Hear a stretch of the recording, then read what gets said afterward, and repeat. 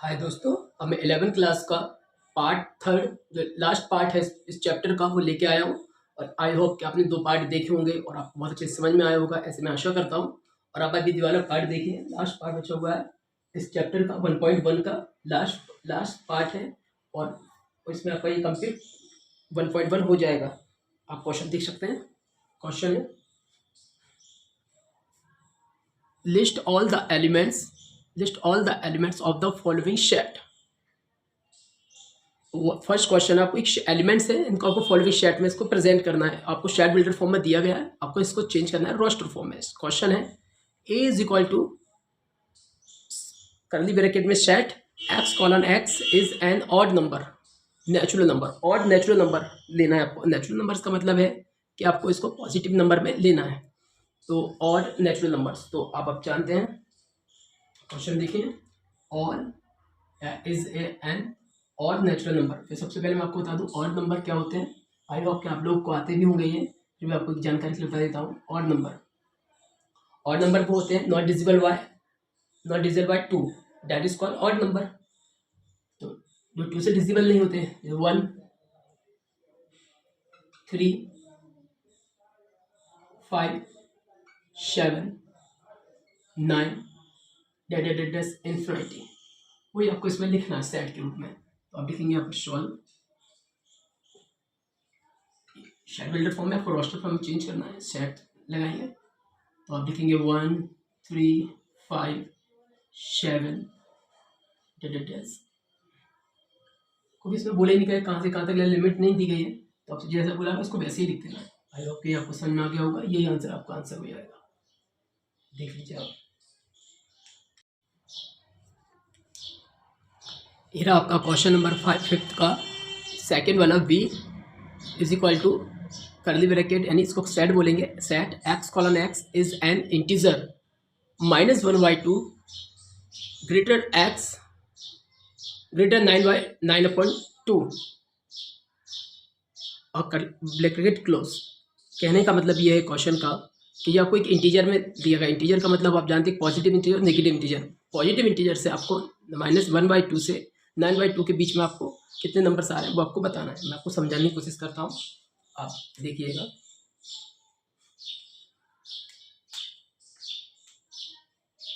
Question आपसे ये कह रहा है ग्राफ के रूप में समझिए। देखो मैं ग्राफ के रूप में आपको बताने की कोशिश करता हूँ। ये देखिए क्या कह रहा है आपसे, इंटीजर। इस चीज को देखिए, अभी कोई ये लगा नहीं बराबर, तो आपको यहाँ से यहाँ तक लेना पड़ेगा। यहाँ पर ये लिखा ग्रेटर देन, ये भी लिखा है ग्रेटर, यानी -1/2 से बड़ा लेना है और 9/2 से पहले लेना है। अभी मैं आपको ग्राफ के रूप में समझाने की कोशिश करता हूँ। आप देखेंगे ग्राफ के रूप में, ये देखिए यहाँ देखेंगे, ये मैंने यहाँ पर ये 0 ले लिया। आप -1/2 को इस प्रकार से भी लिख सकते हैं, काटेंगे तो आप इसको आ जाएगा -0.2, और यहाँ पर ले लेंगे 9/2 को, ये पॉजिटिव है तो ये आ जाएगा 4.5। अब आप यहाँ पर देखेंगे कि ये -0, 1/0, 1, 2, 3, 4.2 में ऐसे नंबर होते हैं। यहाँ पर आप स्केल की सहायता से ले सकते हैं, आप जितना भी मान सकते हैं इसको। मैंने यहाँ से मान लिया, ये मान लीजिए 0.5, यहाँ पर हो गया आपका ये, यहाँ पर 0.5, ये आपका 1, -1.1, ये आपका हो गया 2। वैसे तो उसको 0.5 से ही लेना है, और यहाँ पर आप देखेंगे तो ये हो जाएगा आपका -0.5, और ये हो जाएगा आपका 1, 2 माइनस का डेट ये भी लगा सकते हैं। अब यहाँ पर आप देखेंगे तो ये हो जाएगा, आपके इधर ले सकते हैं आप, जैसे कि ये दिया आपने, यहाँ भी 0.5 ले सकते हैं पर पॉजिटिव में। यहाँ पर अब ये 1 आ जाएगा, 1, ये 1, फिर यहाँ पर 1.5 आ जाएगा, फिर यहाँ पर लेंगे आप 2, फिर 2.5, 3, 3.5, 4, 4.5 एंड ये 5। अपन को तो 4.5 तक लेना है, एंड कहाँ से लेना है, ये 0.5 से इसके बीच में जितने नंबर आएंगे वो आपको इसके अंदर लेना है। तो देख रहे हैं कितने नंबर बन रहे हैं इसके अंदर। 0.5 से बड़ा लेना है, 0.5 से बड़ा लेना है, तो बड़ा तो 0 ही लेना है। 0, 1 2 3 4 5 तक, सॉरी 5 पर नहीं लेना है, 5 इधर यहीं तक ही लेना है, 4 पॉइंट वहाँ तक लेना है, 5 से बड़ा नहीं लेना है। तो आप देखेंगे 0 1 2 3 4 ये आपके बनते हैं। तो आप इसको यहाँ पर कैसे लिख सकते हैं, यहाँ पर ये तो मैंने आपको समझाने के लिए किया हुआ है, आपको डायरेक्टली इतना आप लोग प्रैक्टिस करोगे तो आ जाएगा। तो अभी यहाँ पर लिखेंगे b इज इक्वल टू, अब इसको रोस्टर फॉर्म में चेंज करेंगे तो अपने नंबर्स आ चुके हैं, यानी आपको लेना 0.5 से बड़ा और 4.5 से नीचे, ये लेना 4.5। यदि यहाँ पर ऐसा साइन लगा होता तो बराबर ले लेते हैं, अरे बराबर नहीं लिखा है कि इससे बड़ा लेना है और 9.2 से छोटा लेना है। तो वो आप नंबर देखेंगे यहाँ पर, तो वो नंबर आपके बन रहे हैं 0 1 2 3 4, कोई 4.5 से ऊपर तो लेना ही नहीं है, 4.5 से तो लेना ही नहीं है, 5 तक तो लेना ही नहीं है यहाँ तक। तो ये आपका ये बन गया, ये आपका आंसर हो गया। आई होप कि आपको ये समझ में आया होगा, देख सकते हैं आप। ये रहा question number 5। All the elements of the following sets, ये सेट दिया गया आपको, इसमें आपको एलिमेंट्स दिए गए। C is equal to x colon x is integer x square greater than and equal 4, यानी कहने का मतलब ये है कि यानी 4 से लेस देन या फिर 4 के इक्वल होना चाहिए। ये इसका जो दो शाइन नज़र आ रहे हैं आपको ग्रेटर है, और यानी इसका मतलब ये है कि 4 से बड़ा नहीं होना चाहिए और 4 से या 4 तक ही होना चाहिए। मैं आपको समझाने की कोशिश करता हूँ। ये देखिएगा, ये लिखा हुआ है c is equal to x colon x is integer. Integer आप जानते हैं नेगेटिव एंड पॉजिटिव इंटीजर होते हैं, एक्स स्क्वायर। और ये आपको ये दो शाइन जब भी आपको ऐसे मिल जाए तो उसको क्या कहने का मतलब, ये क्या कह रहा है ये आपसे, इतना ये कह रहा है लेस देन 4 और इक्वल, या तो 4 से लेस देन होना चाहिए या फिर 4 के इक्वल, ये इसका मतलब ये साइन लगा हुआ है। तो आप ऐसे आपको इन चीज़ें लेना, मैं आपको समझाने की कोशिश करता हूँ। जैसे मान लो ऐसे नंबर कौन से हो सकते हैं जो 4 ये स्क्वायर करने पर 4 से तो छोटे हो, पर एक्स स्क्वायर मतलब 4 से छोटे होने चाहिए। तो कौन कौन से स्क्वायर हो सकते हैं आप देख सकते हैं यहाँ पर। मैं ले सकता हूँ मान लीजिए -2, यदि मैं इसका स्क्वायर कर दूंगा तो आप देखेंगे तो ये हो जाएगा आपका 4। यदि मैं -1 लेता हूँ, अब इसको स्क्वायर करूँगा तो 1 आ जाएगा। यदि मैं 0 का स्क्वायर करता हूँ तो फिर भी आ जाएगा। यदि मैं ये पॉजिटिव नंबर ले लूँ तो ये जाएगा 1। यदि मैं यहाँ पर ले लूँ 2 का स्क्वायर 4, यदि मैं 3 का स्क्वायर लेता हूँ तो 9 हो जाएगा, ये जो कि 4 से बड़ा हो जाएगा, तो ये हम ले नहीं सकते ये। और इधर मैं -3 भी नहीं ले सकता था, यदि मैं -3 का स्क्वायर लेता तो वो आता 9 आंसर, ये भी नहीं ले सकते थे। तो अपने ये कौन से नंबर हो गए वो आपको इसमें लिखना है। तो c इज इक्वल टू, यानी स्क्वायर करने पर 4 से बड़ा नहीं होना चाहिए, 4 से छोटा हो जाए, 4 से छोटा हो या फिर 4 के इक्वल ही हो। तो आप ले सकते हैं, इंटीजर बोला तो माइनस से स्टार्ट, -2 -1 0 1 2, ये आपका आएगा, आपका आंसर हो जाएगा। मैं कोई और समझाने को करता हूँ। जैसे इंटीजर होता है, ये इस साइड आप जानते हैं माइनस और इस साइड प्लस, ये 0 जिसका कोई शाइन नहीं होता। यदि आप इधर देखेंगे तो -1 -2 और इधर -3 भी, और भी नंबर हो सकते हैं दैट इज इनफिनिटी। और यहाँ पर 1 2 3 और भी नंबर हो सकते हैं दैट इज इनफिनिटी। अपन को तो ऐसा स्क्वायर लेना है कि मैं 3 को ले नहीं सकता, और 3 से और छोटा हो जाएगा, मुझे यहाँ से लेना है, यहाँ से -2 को लेऊंगा तो मैं देखो 4 आ जाएगा। यदि -3 को लेता तो 9 आ जाता, तो ये नहीं होगा यहाँ। तो आपको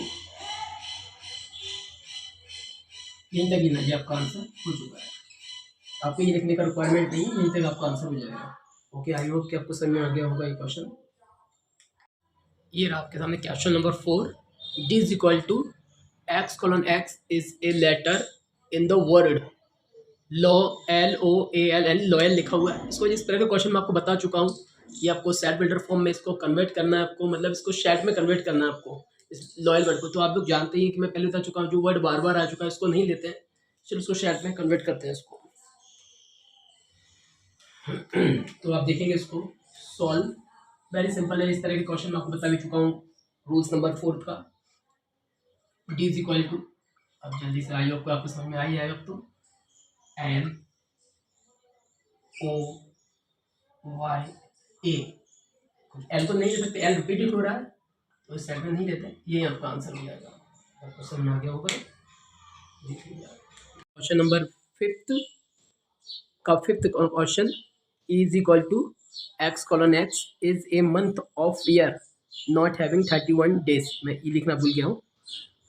तो आपको कहने का मतलब ये कह रहा है वो आपसे, ऐसे मंथ लिखने हैं आपको जो 31 डेज उसमें आते हो, 31 डेज उसमें नहीं आते, नॉट हैविंग लिखा हुआ है तो 31 डेज नहीं आते हो, तो आपको आप इस प्रकार से कर सकते हैं उसको। 31 डेज को जो आते हैं उनको एक तरफ कर लेंगे और जो नहीं आते उनको लिख देंगे। मैं आपको समझाने की कोशिश करता हूँ, देखिए आप लोग।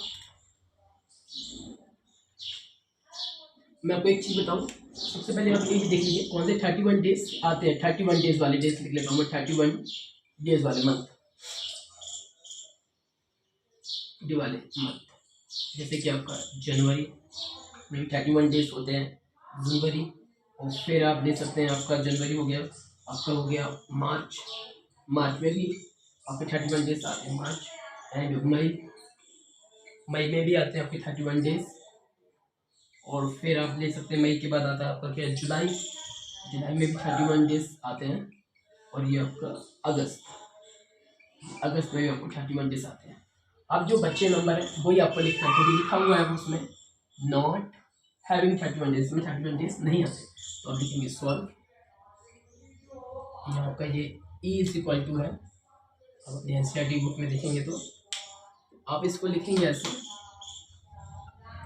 X colon x, sorry x colon x लिखना है इसको, आपको रोस्टर फॉर्म में चेंज करना, तो आप लिखेंगे ई इज इक्वल टू, यानी जो इन डे को नहीं लेना है, जो 31 डे से लेना है, तो 31 डे से जो नीचे आते हैं तो वो जैसे कि आपका आएगा, इसमें जनवरी नहीं लेना है तो आपको फरवरी लेना है, फरवरी, मार्च नहीं लेना है, अप्रैल आ जाएगा आपका, अप्रैल, मई नहीं लेना है, जून दे जाएगा, जून, जुलाई, जुलाई आ चुका है, अगस्त, सितंबर, अक्टूबर, नवंबर, ये आपके केस हो गए। आई होप कि आपको ये समझ में आया होगा, जिसमें आपके 31 डेज नहीं आते, आप देख सकते हैं, ये आपका आंसर हो गया। ओके, बहुत क्वेश्चन ईजी है, ज़्यादा समझाने की इसमें जरूरत नहीं है, आपको समझ में आ गया होगा। ये रहा क्वेश्चन नंबर 5 का 6 question, last question, x colon x is A consonance in the English alphabet which precedes के। ये आपसे ये कह रहा है कि आपको कॉन्सोनेंट्स लेने इंग्लिश अल्फ़ाबेट के जो कि प्रीसीड्स हो के से, प्रीसीड्स के, यानी प्रीसीड्स का मतलब होता है बिफोर, यानी पहले, के से पहले तक के जितने भी कॉन्सोनेंट्स हैं उनको आपको उसमें लिखना है आपको शेड में। तो अब मैं लिखता हूँ, देखिए सबसे पहले आप लोग जानते हैं कि भाई यदि इंग्लिश में आप देखेंगे तो सबको पता है, मैं थोड़ा सा लिख देता हूँ। ये आप जानते हैं कि ये वोवल्स होते हैं, मैं आपको जानकारी दे रहा हूँ, ये आप चाहे कॉपी में नहीं लिख, कॉपी में आप नोट डाल के लिख सकते हैं उसको, पर पेपर में ऐसे नहीं लिखना है, तो मैं आपको बता रहा हूँ। ये आपके वोवल्स होते हैं, ए आई ओ यू और ये ई। अब जो भी होंगे तो कॉन्सोनेंट्स होंगे, और प्रीसीड्स का मतलब होता है, प्रीसीड्स मीन्स होता है आपका, प्रीसीड्स मतलब होता है आपका बिफोर, बिफोर यानी पहले, ये आपको करना है।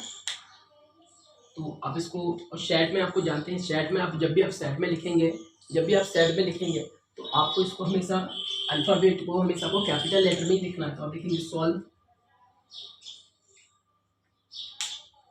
इसको आप नाम यहाँ पर दे दीजिए एफ इज इक्वल टू, अब आप देखेंगे यहाँ पर F is equal to,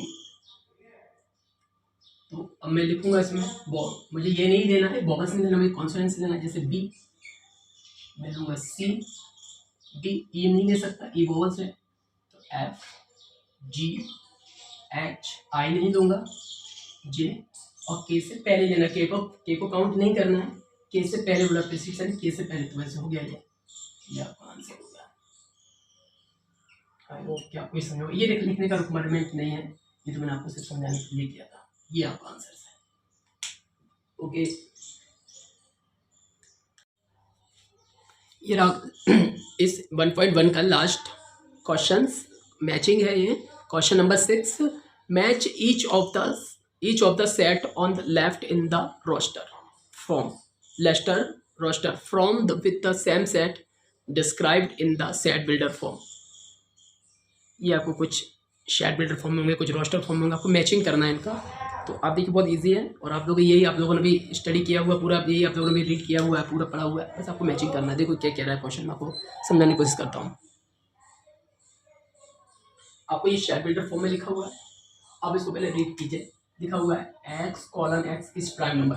x colon x एक तो क्या होना चाहिए, प्राइम नंबर होना चाहिए, ठीक है चलो, और डिवाइजर होना चाहिए 6 है। तो प्राइम नंबर कौन कौन से होते हैं? प्राइम नंबर आप देखेंगे ये यही दो है, इसमें देखेंगे 1 2 3 4 5, पर यहाँ प्राइम नंबर में ये तो आता नहीं है और ना ये आता है, तो ये है प्राइम नंबर, ये दिया है। इसको मैं इससे मैच कर दूंगा, ये हो गया। आई होप कि आपको समझ में आ रहा होगा ये क्वेश्चन भी। अब क्वेश्चन लिखा हुआ है आपका x colon x is on odd natural number but less than 10। कहने का मतलब ये आपसे ये कह रहा है कि ऑड नेचुरल नंबर होना चाहिए, ऑड नंबर होना चाहिए, नेचुरल मतलब पॉजिटिव होना चाहिए, और 10 से लेस देन होना चाहिए। ऐसे नंबर ढूंढते हैं अपन, कौन सा है, ऑड नेचुरल नंबर भी होना चाहिए। तो वही क्वेश्चन ये है, ये देखिए 1 3 5 1 1 3 5 7 9, ये आपके, आप देख रहे हैं ये आपके क्या है, नेचुरल नंबर भी है। ये आपके कहाँ पर क्या है, ये आपके नेचुरल नंबर भी है, और 10 से लेस देन भी है, तो इसका ये हो जाएगा ये वाला बी का 4th। अब आपसे कह रहा है क्वेश्चन मैथमेटिक्स, तो आप यहाँ देखेंगे मैथमेटिक्स को, ये लिखा हुआ है letter of the word mathematics, ये लिखा हुआ है, तो इसको आप इसमें मिला देंगे। अब लास्ट ये लिखा हुआ है 1 2 3, ये वाला 1 2 3 3, और ये आपका 1 2 3, ये आपका 6 1 2 3 और ये 6। अब ये आपका इससे मिल जाएगा, नेचुरल नंबर भी है और डिवाइजर 6 से भी है, वही हो जाएगा। आई होप कि आपको समझ में आ गया होगा। ये आपके क्वेश्चन हो गए, आपकी मैचिंग हो गई, तो आप देख लीजिए, और एक बार आप प्रैक्टिस खुद कीजिएगा तो आपको ये समझ में आ जाएगा। ये मेरा 1.1 आपकी ये जो एक्सरसाइज थी 1.1 कंप्लीट हो चुकी है। आई होप कि आप लोगों को बहुत अच्छे से समझ में आया होगा, और जिसको नहीं समझ में आया वो मेरे वीडियो के कमेंट में बोलें, कमेंट करें, जो डाउट होंगे, प्रॉब्लम्स होगी, मैं आपको नेक्स्ट क्लास में आपको समझाने की कोशिश करूँगा। प्लीज़ मेरे चैनल को सब्सक्राइब करें, लाइक करें और शेयर करें अपने दोस्तों के साथ। मैं इस तरह की वीडियो और बना सकूँ आप लोगों के लिए, और बेल आइकन को भी दबाएं ताकि आपके लिए नोटिफिकेशन आ सके। मैं पूरी 11th क्लास की मैथ कराऊंगा, और आपको और भी क्लासों को प्रोवाइड कराऊंगा। ओके।